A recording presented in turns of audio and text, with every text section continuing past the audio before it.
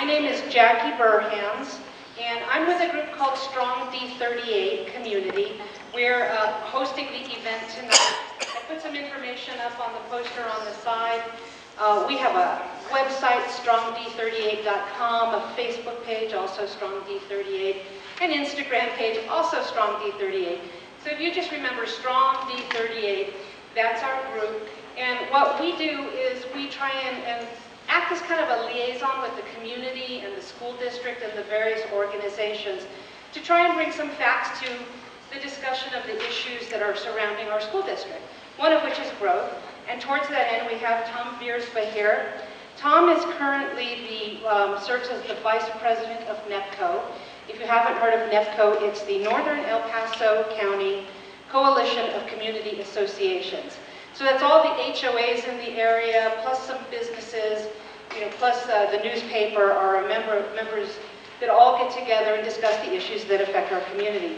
He's also the chairman of the Transportation and Land Use Committee, and a District 1 representative to El Paso County Highway Advisory Commission, and the second vice chair of Pikes Peak Rural Transportation Citizens Advisory Committee.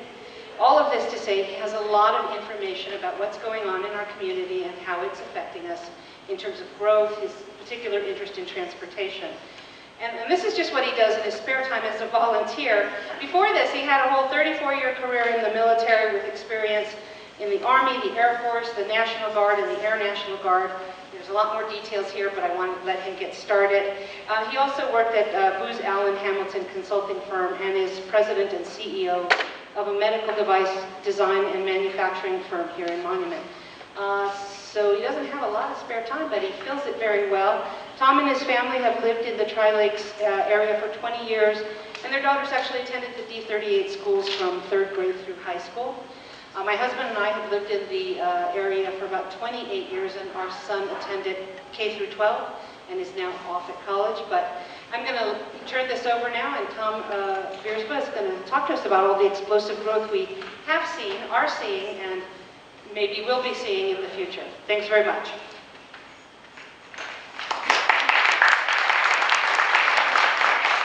Thanks, Jackie. As the slide indicates, our picture is changing constantly.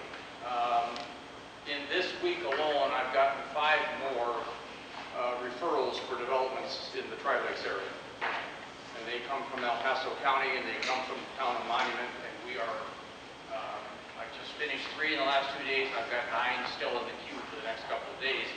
We go through the process of reviewing these and make recommendations representing the citizens of our area back to El Paso County, back to the town of Monument. So, this is what we're talking about. Bit of a challenge. 4 different zip codes involved, lots of people moving in. Fairly large area. Can you speak up? Can I speak up? Can I just turn this? How about that? Better? Okay. And this is all based on a stable economy, and there never has been a stable economy. So this is a lot of projection. So this isn't your first look at this issue. We all been talking about growth around here for a long time. And it's obvious, this is our community. Growth is either a blessing or a curse, but it's better than shrinking. And we've all come from areas in the country where things have been shrinking unless you're a native Colorado. People have been here for over 30 years, lament the fact that it's no longer a small town. People are coming here because it's a small town.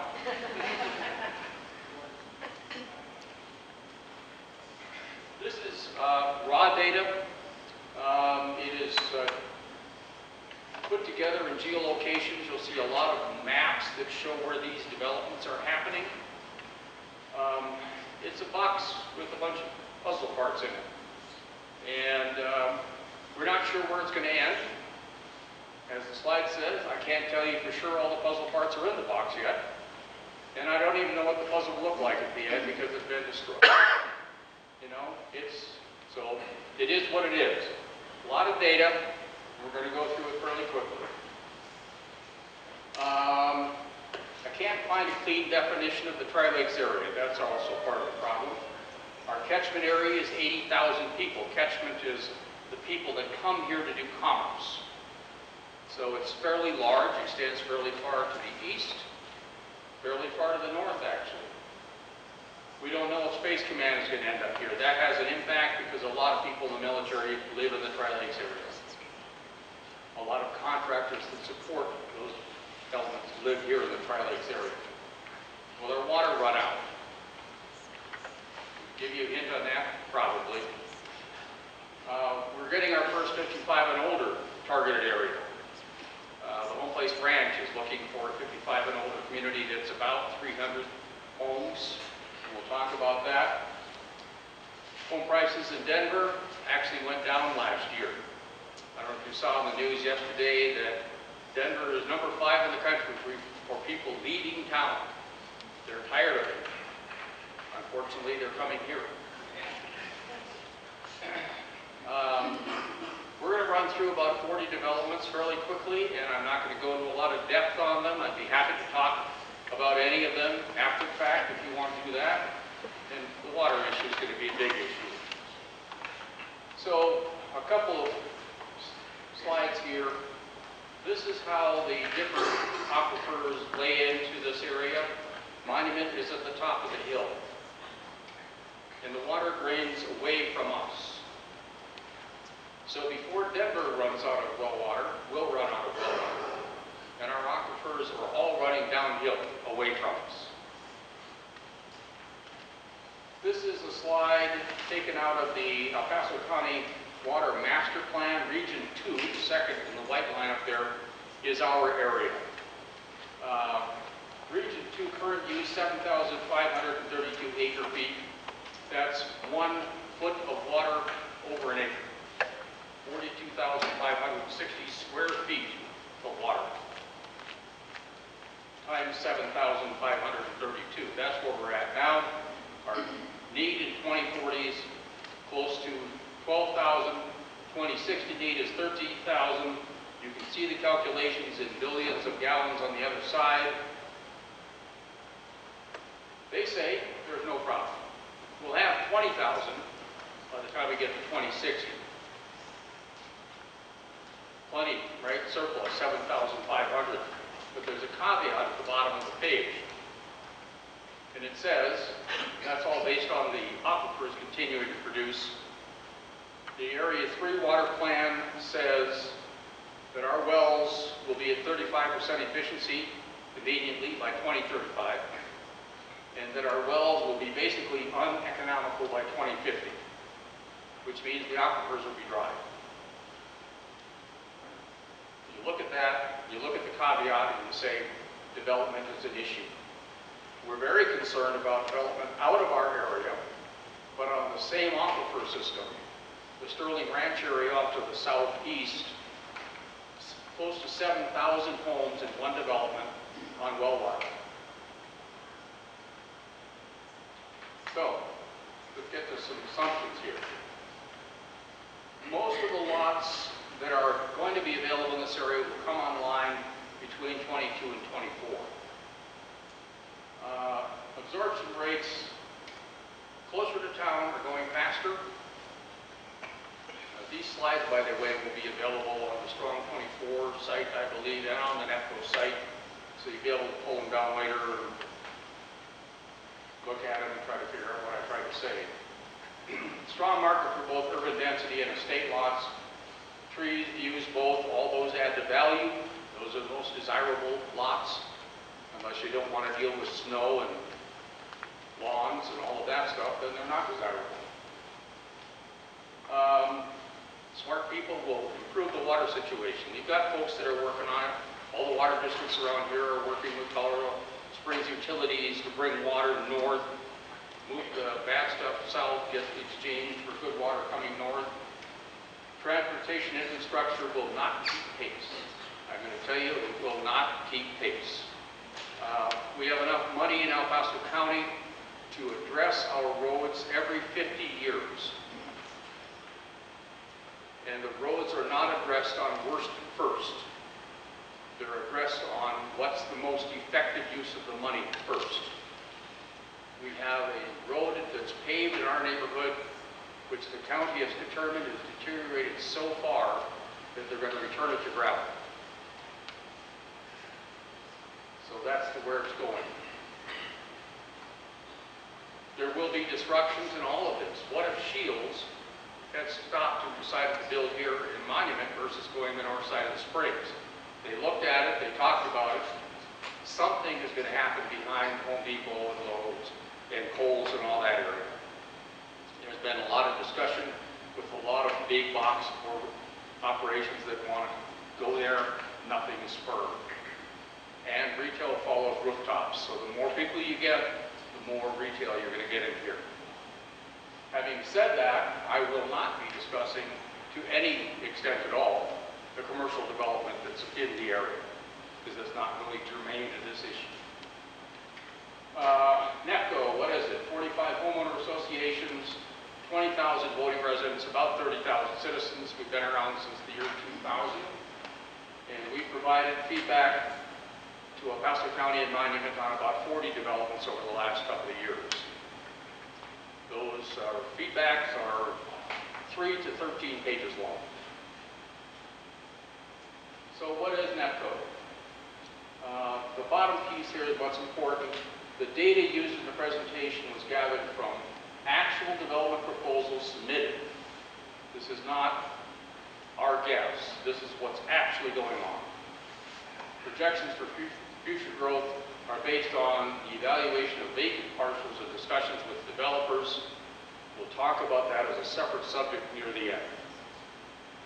So that's the NEPCO area of interest, and every one of those twinkling stars is a development going on in that area.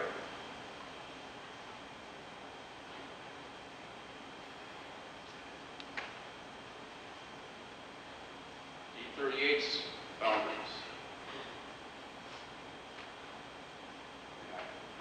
Advancing my slide. There it is. And there's D38 in the blue overlaid NEPCO's area. So I took everything outside of D38 off the chart. Development impact. Colors indicate the size that's going in each of those locations.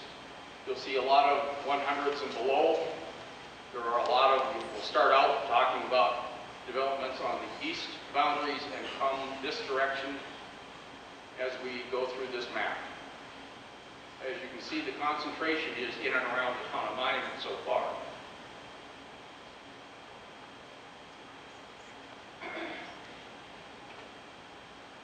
No attempt was made to figure out the choice enrollment issue at all.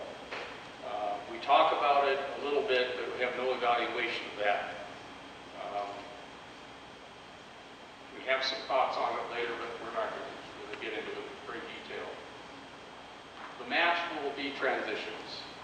So, the first one, the High Plains development, located out there just north of Hodgen Road. 10 lots, 5 acres each. All on individual wells, individual septic. Some new roads involved. Ridgeback Road and Raleigh Road. Lot 4 is the only one that has direct access onto Hodgen. Abert Ranch, another 10-lot development. You can see the location of Kilmer Elementary right there. This one, you'll see that there's a bunch of them right in this area being developed by a family. Settlers View, you notice there's a trend here. This one is 13 lots. We'll summarize all of this at the end, by the way, so you'll get the macro numbers as we get into this thing. All these, again, are lots that vary in size, up to maybe 5 acres. The average on this one is 2.9 acres for each lot. The demographic for this area is 3.2 people per home. That's historic. It's changing. The changing is that there are going to be more and more 65 and older, which will mean fewer students, unless some miracles happen.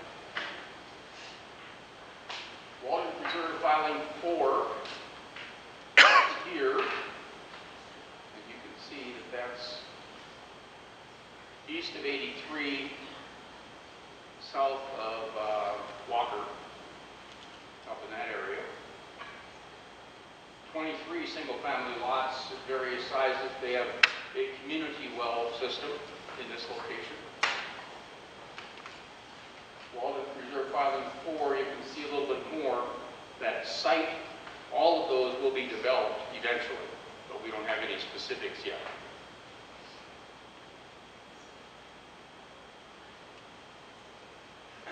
Dancing Wolf Estates, very small thing, taking some bigger lots, making them into smaller lots.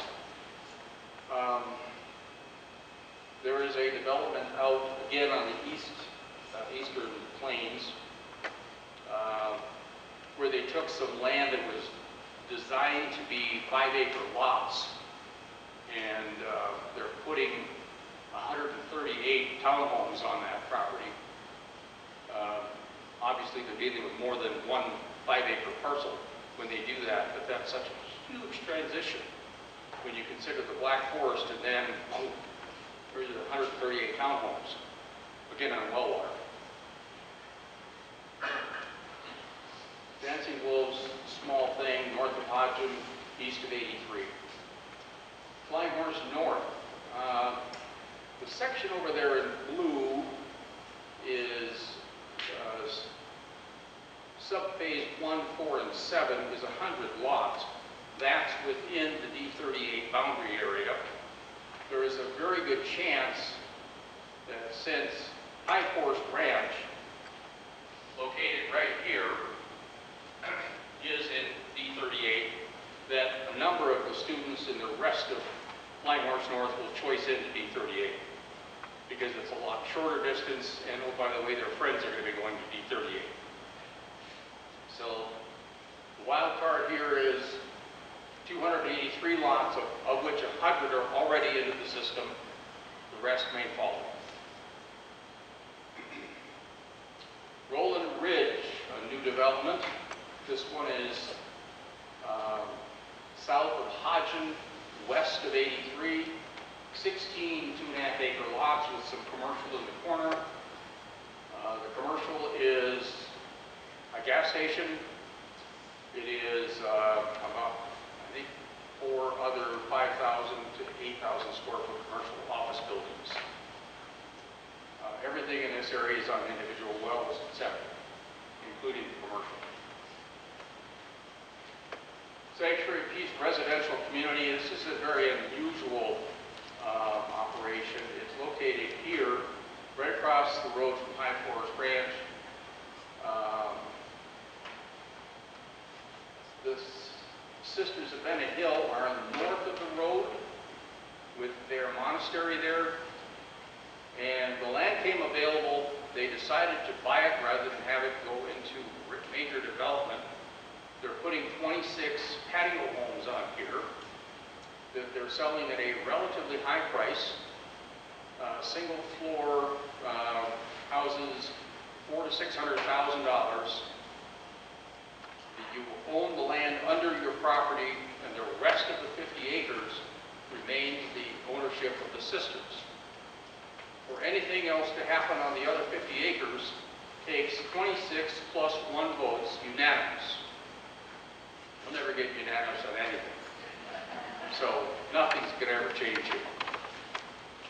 1 and 2 bedroom homes, very interesting system. Their septic system separates things around, and then they have a very intricate feeder system where they take the liquids and they spread it out through the whole 50 acres amongst the trees, which I think is pretty cool. They'll probably have the best forest around here.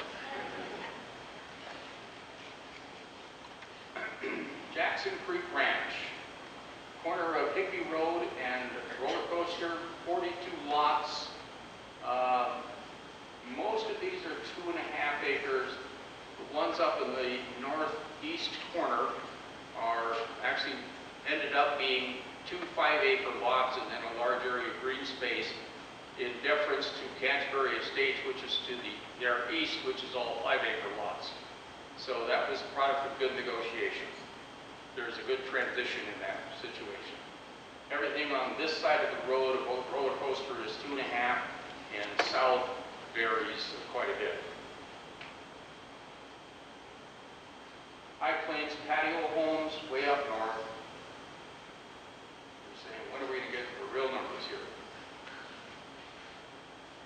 10 patio homes to finish out a development that started before the economy crashed. I mentioned that thing about it not being stable. The economy is never stable. That's why it's called investing and not savings. North Bay at Lake Woodmore. 28 townhomes in various configurations on the north shore of Lake Woodmore.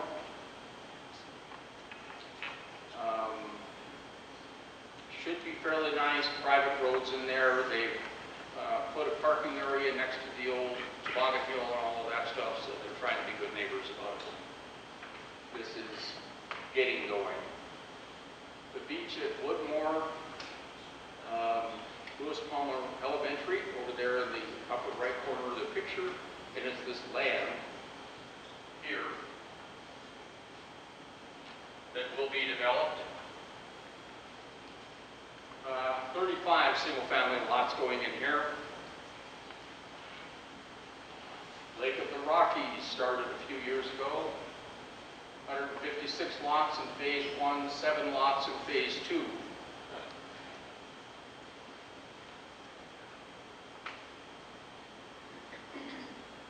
Grandwood Ranch submitted to El Paso County, I think Monday. We got a copy of the way they're going to lay this land out. Friday, you will see that Furrow Road is going to be extended down to Hickey Road on this plan. That will eventually connect to Glen Eagle Drive.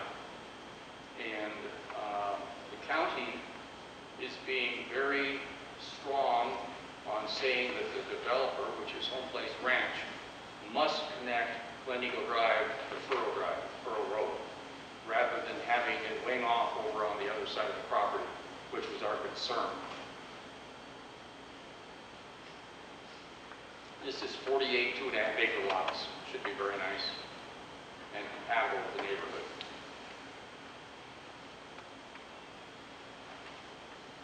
Home Place Ranch.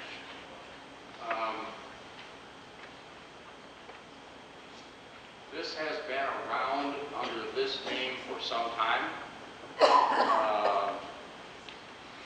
The previous owners paid a lot of money for this property.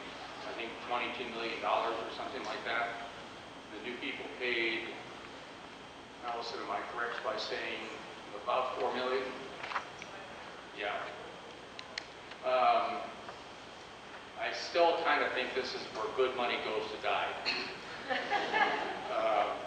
If you look at this site, and I'll walk over here for a second,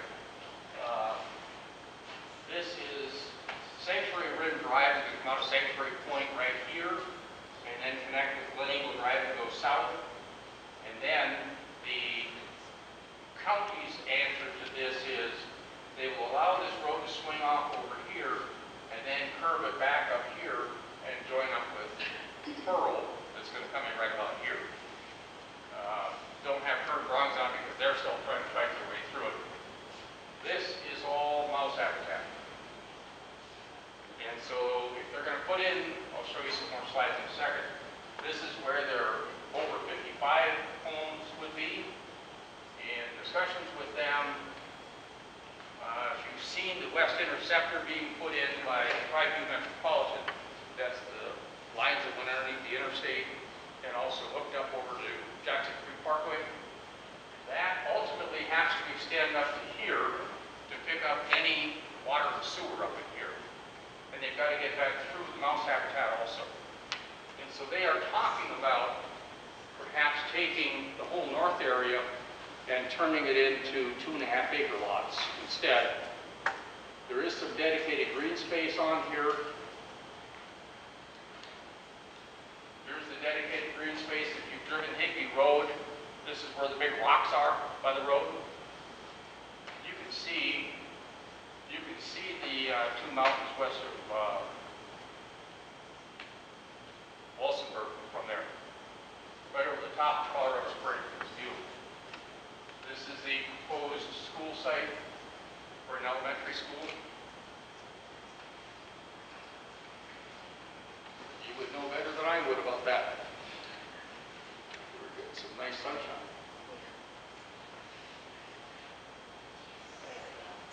There it is. This is what the 55 and older community would look like, roughly. If they go with the higher density, this is 600 homes in Home Place Ranch.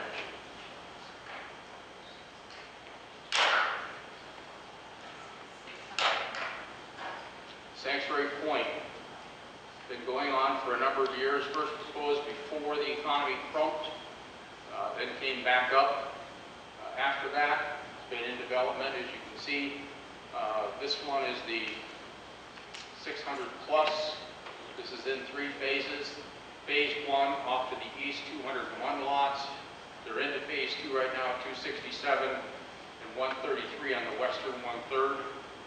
I think what's going on is that they're moving more of the lot total to the western 1/3. They're limited to 601, which is still a lot of houses.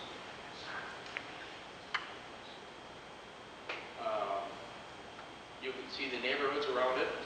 I live in Higbee Estates. My backyard is Sanctuary Point. Promontory Point over here, this is a picture that was, well, before it was finished. And here's the Home Place Ranch. There's a lot of development going on right there. Triview Metro is the supplier of their utilities.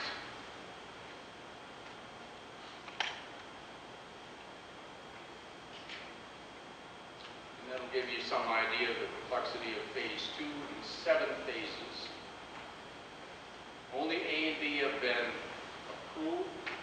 Only 40 homes can be built before Sanctuary Rim Drive must be completed and connected all the way out to Glen Eagle. It's already plowed in.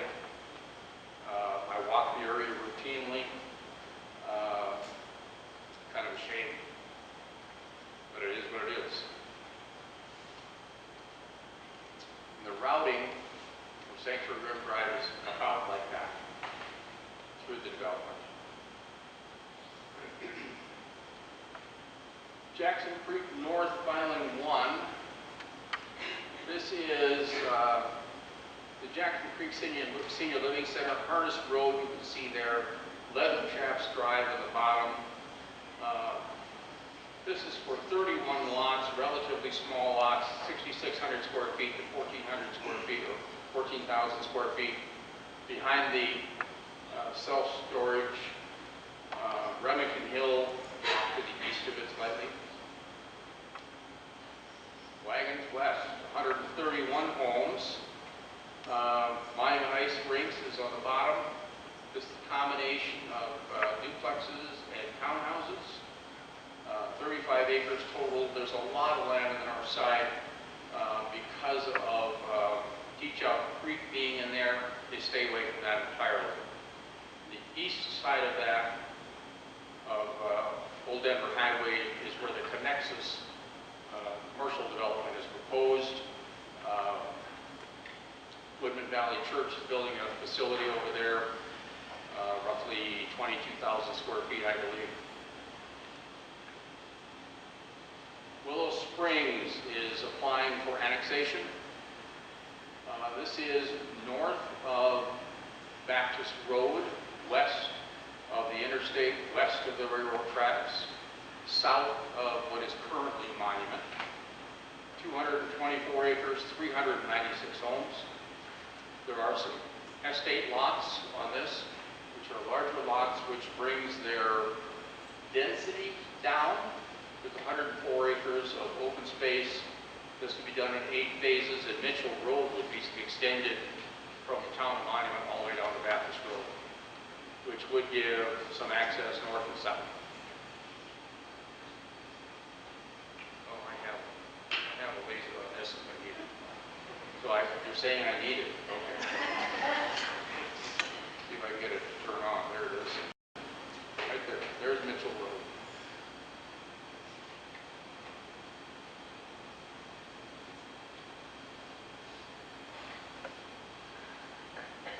Forest Lakes, all phases. All phases, and it's a complex development. The area highlighted in the top is phase, in the left here is phase 2. There are several, we've got this, right? There are several sub-phases in this area. Phase 2 just changed to a lower density, primarily because of terrain. When they took a look at the terrain that was there, it was really too steep to put a lot of houses in, so they opted for larger lots. That's a great solution for it. This whole area right here is unbuildable because of its terrain, also very high. It's a mountain right in the middle, so it's open space. And I'm cool with that. So that's what this looks like. Again, a lot of sub-phases in here. There are some concerns about the length of this cul-de-sac because the right here is forest. And so you've got, if I recall, 22 homes on this cul-de-sac, which is a lot longer than is typically allowed. There's the sub-phase that was done in the east, lots of homes. So that's 42 lots, land that used to be zoned for 5 acres lots. Mine Ridge Apartments, slightly out of D38 area. It is east of Struthers, south of Baptist. 4 buildings, 194 apartment units within the 4. Here's McDonald's to give you an eyeball figure out where it's at. Chase Bank is right here. Walgreens, and I think, is this Walgreens or this? I don't recall. Anyway, another auto parts store. When I came here, there was one Napa store with 2 surly guys at the counter. And now you could swing a dead cat and hit 3 auto parts stores. We're somebody now, right?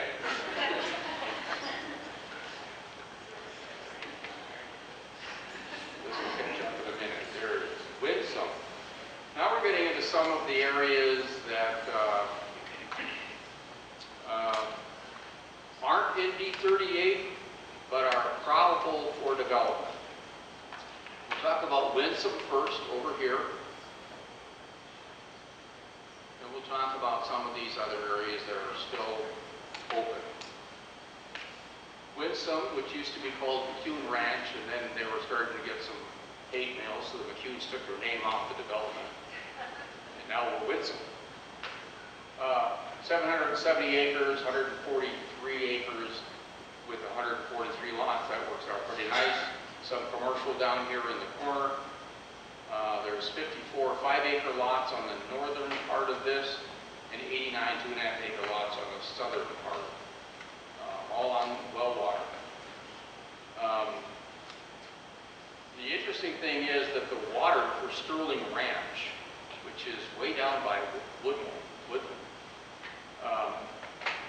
the deep water rights under this property were sold to those developers.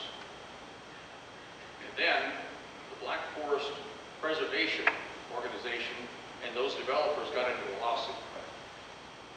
It's been settled, but those developers have to bring those water lines all the way through Black Forest to get down to Sterling Ranch. I wouldn't have gotten into a lawsuit with people I'm expecting to give me right away. Choices, right? Kiowa Creek drainage goes through here, individual well septic, 3 new intersections on Hodgen. One of the common themes that we're seeing. If you look at all the development that's planned for Jackson Creek Parkway, if you go from Leather Chaps north to 105, you're talking 8 new intersections. Take another route. Forest Lakes Phase 3, the land is owned by a family in Kansas City. Classic is talking to them about perhaps purchasing it. The family is talking about developing it. Classic is talking about turning it into a conservation easement. Because getting utilities to this area is so difficult that they think it would not be worth the time and trouble.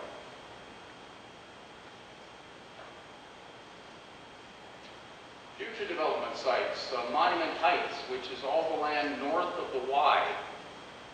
The original plan on that was 620 dwellings.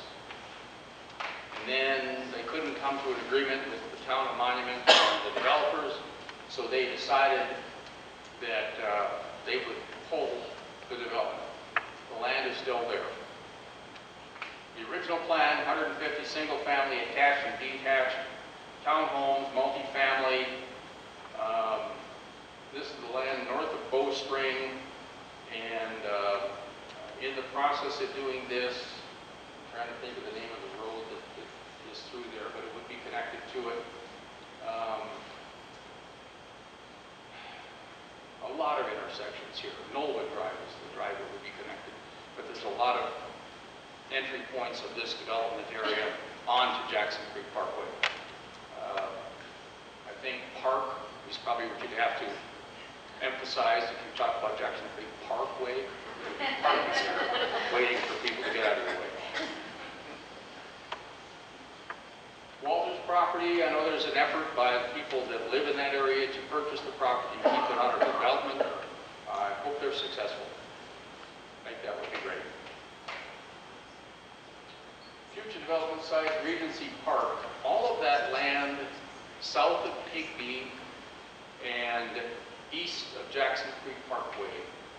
Basically, if you don't include this, this is planned commercial development. That's what PCD stands for. This is multi-use, and then you get into 10 per acre, 4 per acre. What is this? 2 per acre out here. I think this next summer, this road, Jackson Creek Parkway, will be paved into a 4-lane just north of Higby Road. That will be paid for by the fine residents of Triview metropolitan area.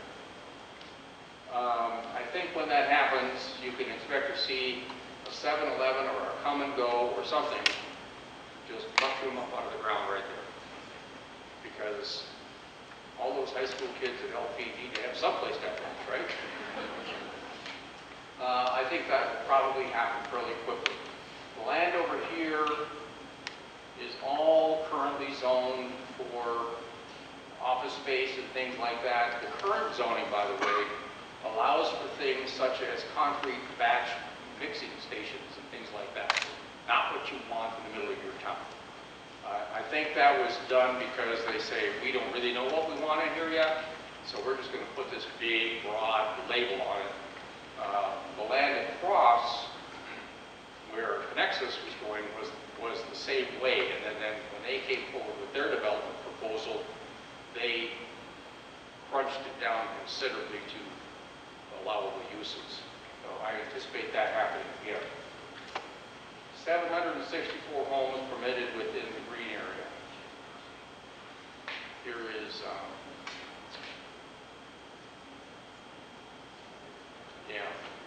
the one that's already there. I can't remember the name of it. Jackson Creek North Filings. Here's the senior center again. There's the one we already talked about, 31. This one is 46 lots. This one is 100 additional lots. We anticipate those coming fairly soon. If you look at the overall area, here is Home Place Ranch. Here is Regency Park, and you can see how they all fit together. This particular slide, by the way, was on the last page of a document that we got when we were reviewing the senior living center. That was part of the drainage plan, and they showed us the whole road network, but they probably didn't plan to do that. But it's all in. Remington Heights is here. There is a proposal now from Ferrari Films to develop north of Walmart and across Jackson Creek Parkway. I don't know that Ferrari Films is a film operation or not. It's an office building.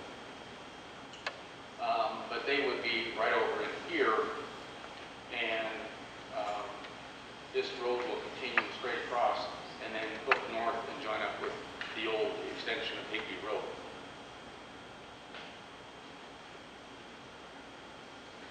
There's the 41 lots. Future developments along Highway 83 north, primarily grazing land right now, about 2 miles north to south. Probably that. Developers are interested in it. A lot of mouse habitat on the western boundary of this county line. So the internal road network would probably have to go in here. A church tried to locate right about there, and CDOT said you can do it if you put in an 800-foot deceleration lane and an 800-foot acceleration lane. And the church said, well, what about that situation you've got going on there at Hodgen in 83?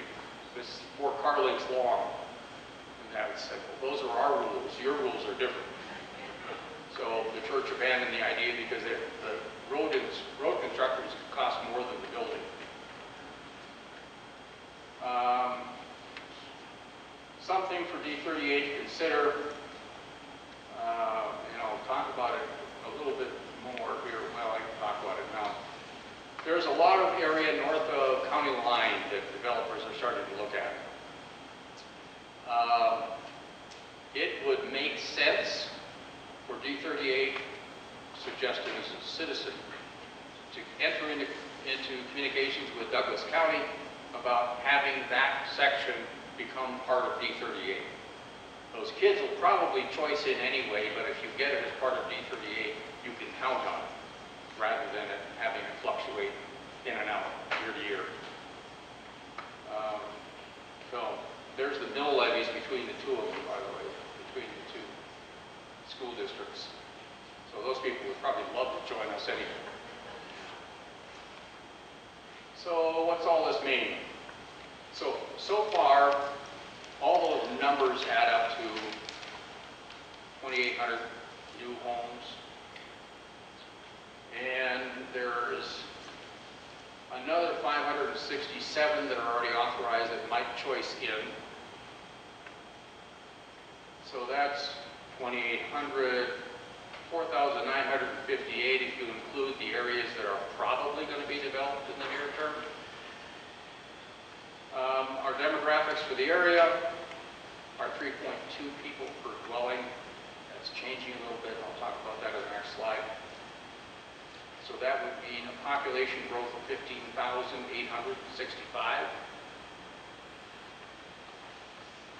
A lot of new neighbors. 4,956 new families joining our district. So, I got this information in the green this afternoon, and their projections are population growth of 7.9, household growth of 8.2. I looked into the numbers a little bit, and the difference is, instead of population growth of 7.9 for the 65 and older group, they're looking at a 16% increase over the next 5 years. And a 16% difference makes a big difference. NEPCO's numbers, the increase is 15,865.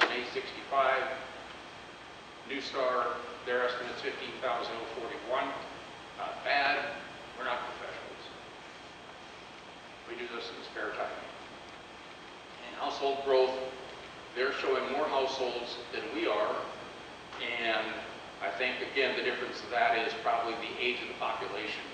They're getting more households with less people. So that's a lot of growth. The because currently we have 4,035 families in D38. And we would be adding a lot more. Can I ask, how do you define that? 4,000 families, is that? I can't hear you. Or is that?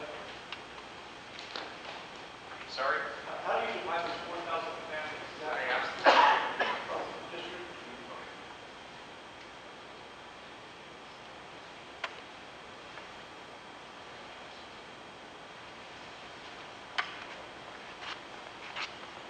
So,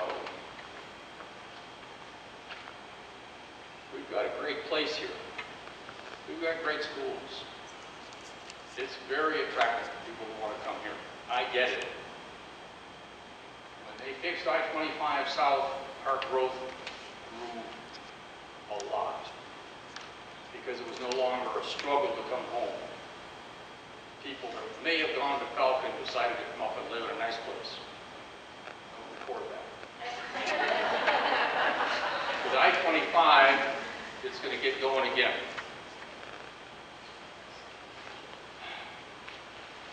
We don't have adequate capacity today. It's going to get worse constantly. Yes. How did you assess that our schools do not have adequate capacity at this time? As I asked, because I looked at, I think about 8 years of numbers, and I would offer a different perspective on that. So, It's our assumptions. okay, so it's more. It's our assumptions. Okay. Based on what we see, we don't have the capacity. So the other question I have is, what appears to me is with this growth, which can be an incredible opportunity for the local area, but it can also not be incredible. Is there ever a point when we would go back to developers and go, we can't? Because of the water concerns? I mean, that is, it's a big deal, and I know we think it isn't, but globally, it's a big deal. Every development proposal Yeah. that comes through that is in District 38, District 38 has an opportunity to voice opposition to. They don't have the decision-making Right. in the process, though. They are a voice, but not the final authority. And that resides in El Paso. El Paso County or my county. Yeah. I would offer to the leaders of the community in this room, before we start talking about schools, we need to look at how we're using our schools now and maybe do some work internal before discussing new builds. With these numbers, I can understand the concern for growth, but I would also offer that we may not be planning well enough for the future. And I'm not slamming anyone, because I know everyone's out there trying to do the best job they can, and Lord knows that I don't have the experience to do either, but when I look at the current plans right now, it seems a little haphazard, and I know that that's not what it's meant to be. So I don't know how we pull back out a little bit and go to a bird's eye view, because I think we're looking at it very close. I think we can argue about the timing, Yeah. but the reality is we're going to double our student population in the next 5 to 8 years. Which They're leads saying to 5. I agree with 5. When homes are projected to be in a price range,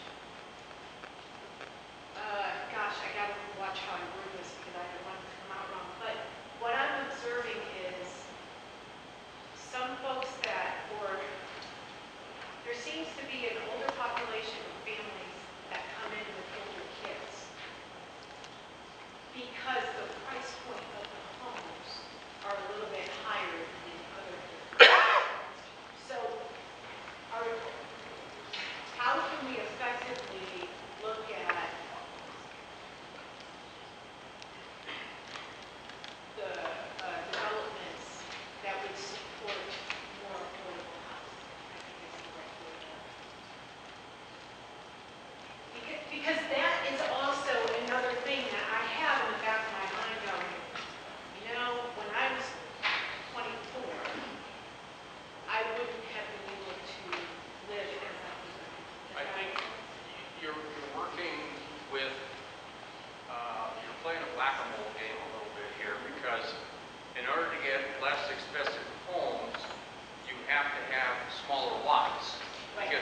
lots, you get higher densities.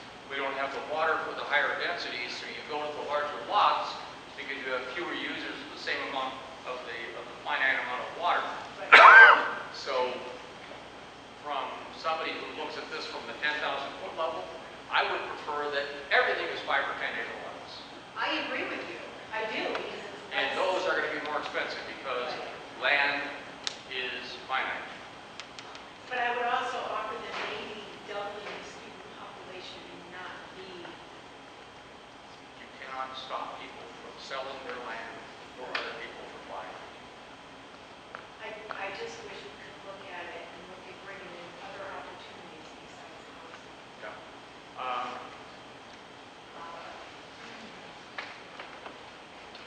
We have a conundrum. We have a very attractive. I had a home in Minnesota. I had 10 acres. About 6 acres was a pile of black dirt, beautiful black dirt.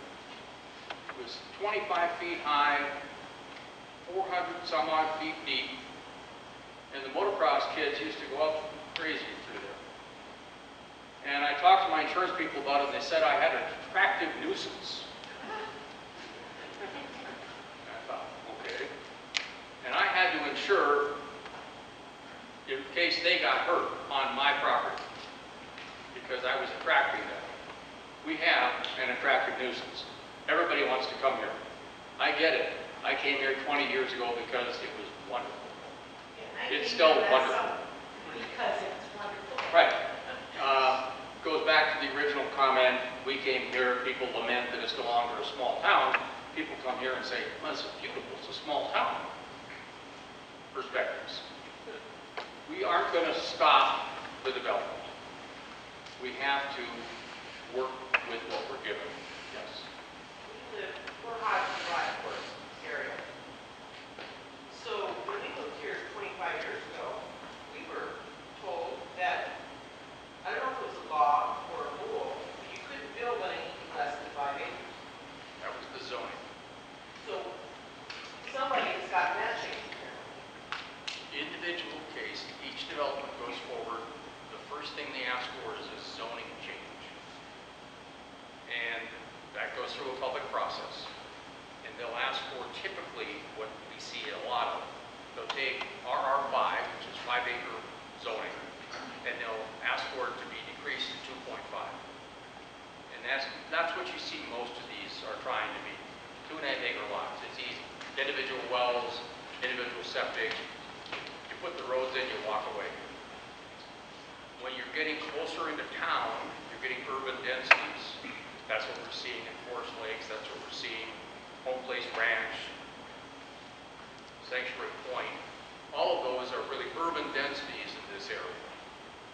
And it's kind of what everybody goes through. It's just happening all at once here. You said on that one that maybe just south of us, but it's lying Forest Moor. Right. Sterling Ranch. Right. They have 100, that I think they're, if I understood you right, they're going to go ahead with. But then you said something about, I don't know if the word was dropped or something, the rest of those. On which one are you talking about? Flying Horse Moor. Flying Horse North, yes. Yes. Okay. Said something about maybe 100 of them. There's 100 that is within D38. Oh, okay. Where the line slices through the ground, that's D38. No kidding, it's going to be D38. Everything south of that line is the District 20. And that's when it started in summer, or something. It's, yeah, I saw the solid yesterday. right, yeah, the road's going in, and it's going to be paved.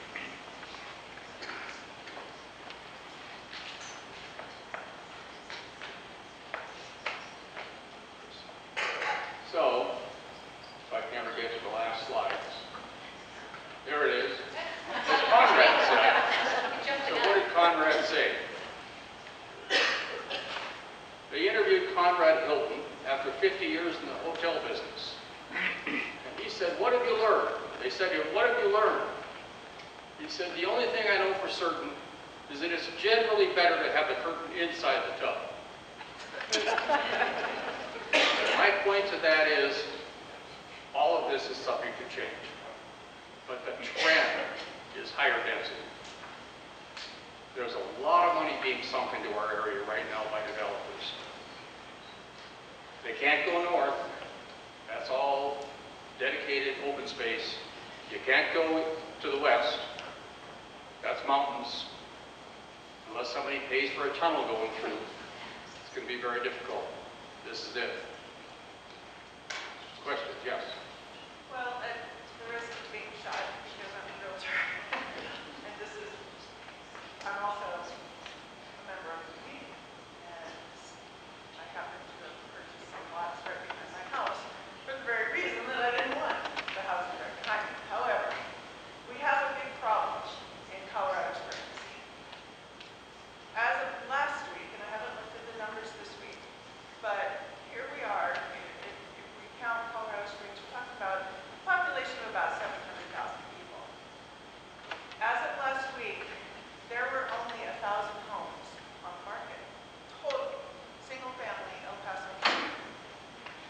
If you take new construction out of that, there were only 600 homes available. That is a problem. People are not moving.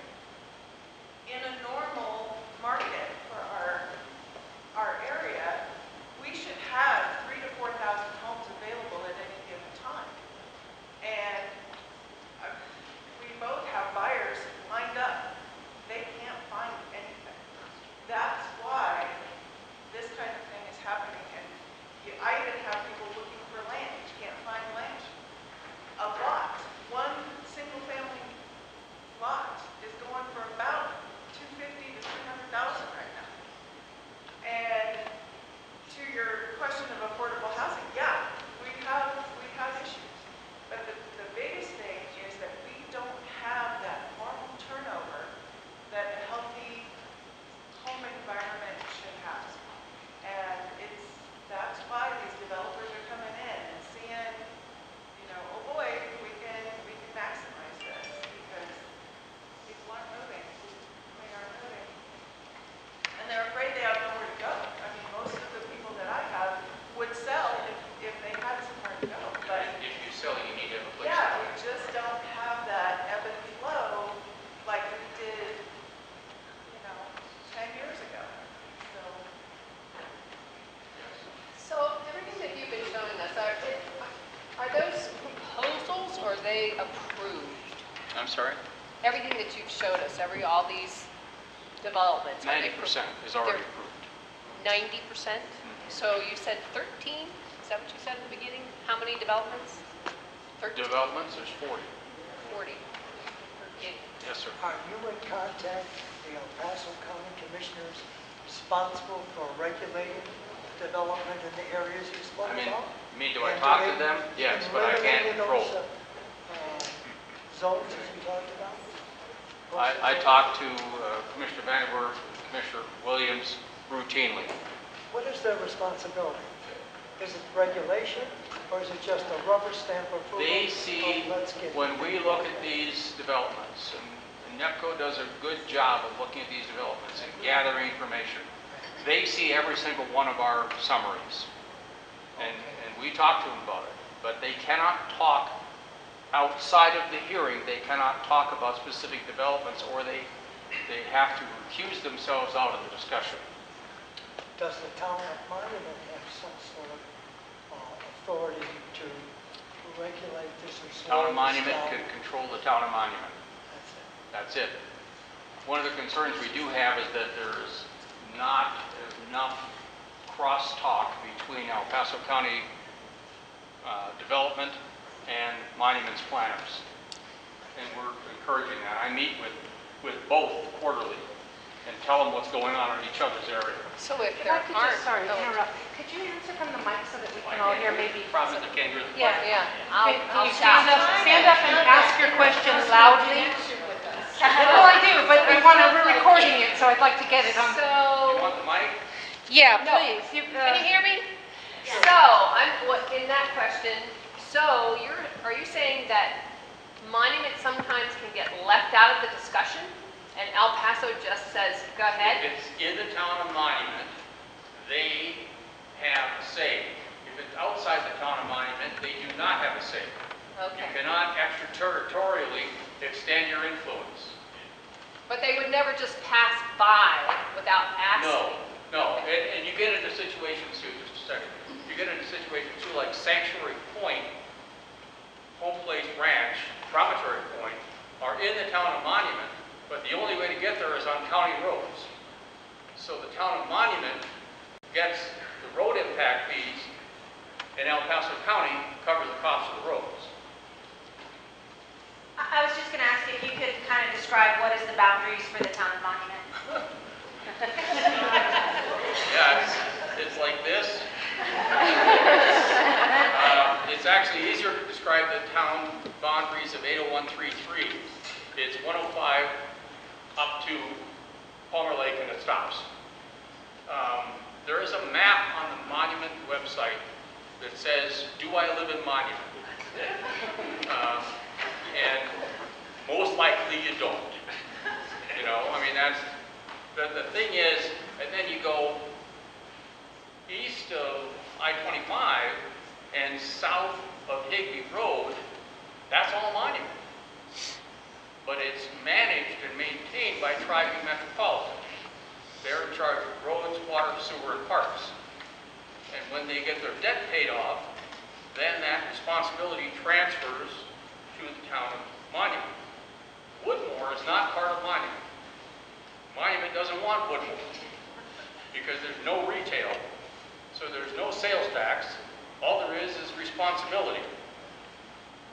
By the way, El Paso County is going to be doing more work on our roads in District 1 this year than all the other districts combined out of the 5 commissioner districts. Higby Road will be repaved, Struthers will be repaved, a couple of other roads out to the east a little bit. About a third of Woodmore will get chip sealed and repaved. It'll be a pretty busy year. What else comes next? You said that's on your website, all these It maps? will be. So, It's finished now where it goes. is it just NEPCO.org? NEPCO.org. We're also going to put it on strongd38.com. And if you left us your email, we'll send out a notice and let you know. Which is strongd38. And if you wanted to get more information on any of the stuff, I think it's info@nepco.org, and that'll end up with me, and I can give you more detail. I'm usually reasonably good about responding to emails. Yes, Alex? This is kind of peripheral, My but neighbor. do you know, I have a couple questions. Do you know if the Flying Horse golf course is going in? Yes. It is. And do you know if they are going to extend powers up through Flying Horse? Or is that still kind of? Give me a 30-second time.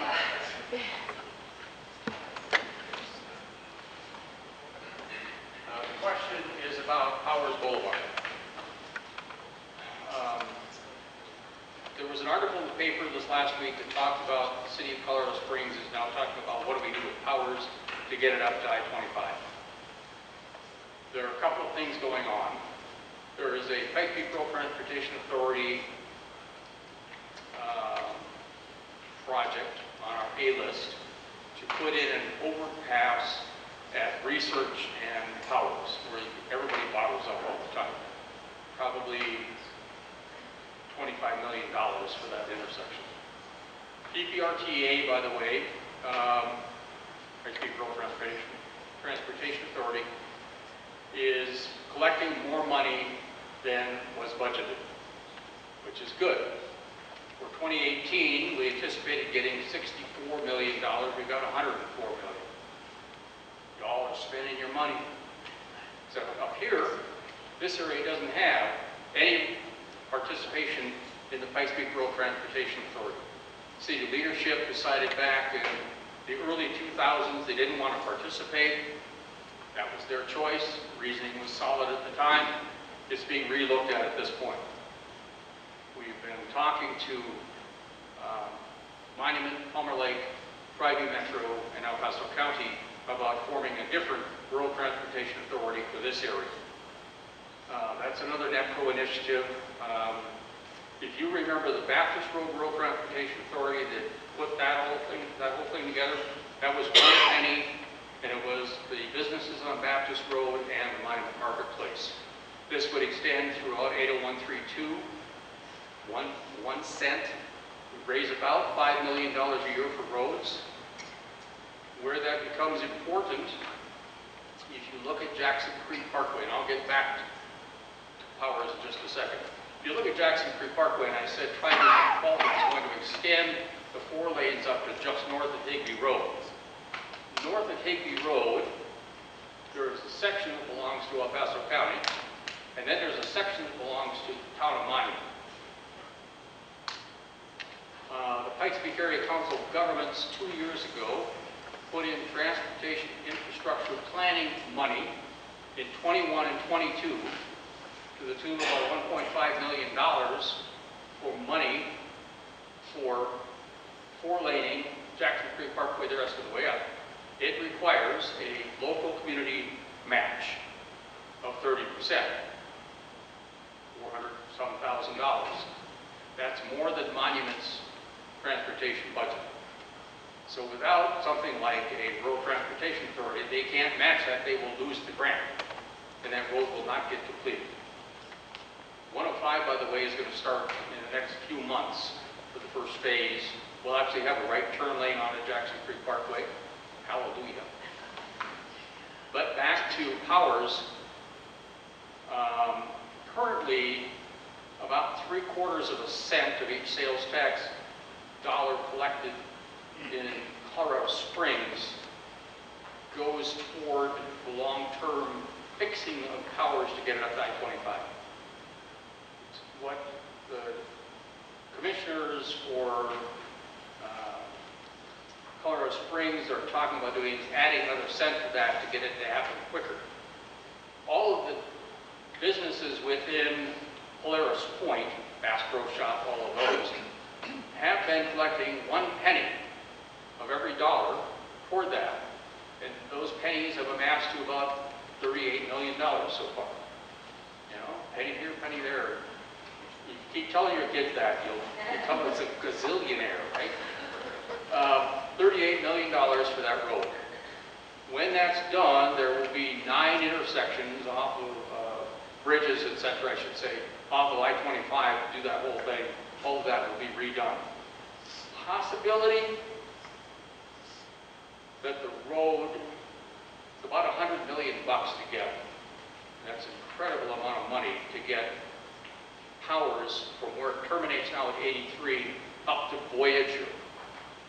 The Voyager to I-25 is supposed to be paid for by the merchants that are in Polaris Point.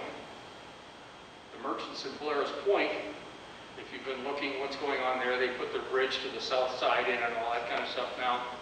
They are in a scrum with CDOT on the cost of doing the interchange work on I-25. If they can come to an agreement, that will start soon. They haven't come to an agreement yet. But that will all be funded not by CDOT, but by the developers, by all of us buying things down in that area. Does that help? Yep, thank you. You dabble in a lot of stuff. I'm a curious person. Other questions? Yes, sir. Is the golf course that's going to be on Flying Horse North, they're drawing their water not from Denver, not from Laramie? Is this a question about the water and Flying Horse Golf Course? Exactly. Because you know they take a lot of water. My recollection, it's been a few months since I read the document. My recollection is that they have a lease on water for the golf course that lasts 35 years. If that lease does not get extended, the golf course returns to prairie grass.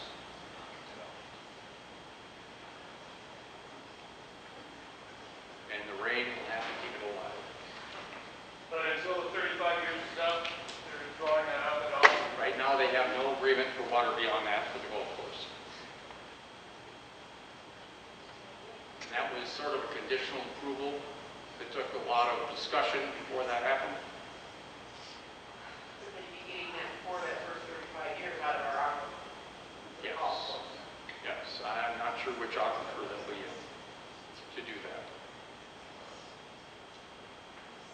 that's a concern with the water. And that's why I say this is all who knows, because if we ever got any concise information on the aquifers. I mean, we had, at one of our NEPCO meetings last year, we had the state water commissioner come in.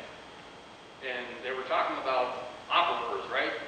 And how things were going down, going down, going down. And then they said, we've got 41 test wells along the front range, scattered amongst all the aquifers, and they all went up 10 feet in the last year. And I said, but you said they were sealed. Is the ground dropping? You know? I mean, water is 10 feet closer to the surface. If you go to Fresno, California, the land up there dropped 60 feet when the water went down. Maybe that's what's happening here. Maybe it'll no longer be the Mile High City.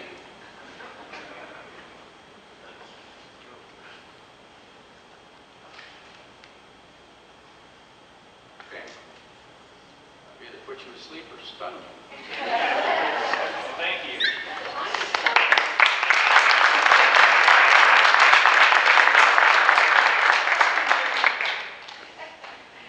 Well, I don't know about the rest of you, but I am kind of stunned by all of that. I am going to have to, review the video of this several times. Again, thank you very much to Tom Vierzba for sharing his information. He dabbles in a lot of things. And I've seen bits and pieces of this, but not all of this all at once. So again, thank you guys for coming out. I'm with Strong D38 Community.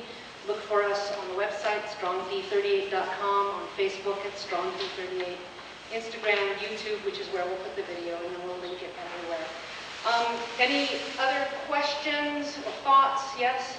Will there be follow-up meetings similar to this? Yes, so if you have put your name on the list, you'll get on our mailing list, or if you follow our website or social media, we're going to have a series of events. We had an event previously where we kind of looked at what are the biggest concerns and questions that people have. The top one was growth. And we've touched on it here, but there's even more to talk about growth. But there are other areas as well. So we're trying to set up a series, every few weeks of a meeting like this. So we'll get the word out every way that we can to let you guys come and see it. But thanks for coming out tonight. Appreciate it. Bye-bye.